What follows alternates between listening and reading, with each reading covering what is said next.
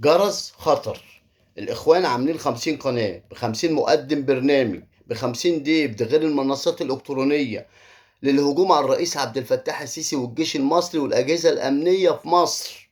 عايزين يعملوا فوضى في مصر، عايزين يعملوا عدم استقرار في مصر. محدش بيرد عليهم غير الأستاذ أحمد موسى والأستاذ نشأت الديهي. وأنا وأعوذ بالله من كلمة أنا بعمل فيديوهات بقول خلي بالكم يا مصريين من الإخوان وكذب الإخوان، وخلي بالكم من إشاعاتهم عايزين يوقعوا مصر زي سوريا. الجديد بقى، الإخوان عاملين فيديو عن طريق الذكاء الاصطناعي لفضيلة الإمام الدكتور أحمد الطيب شيخ الأزهر، وهو بيدعو لمظاهرة يوم الجمعة من المساجد المصرية ضد إسرائيل.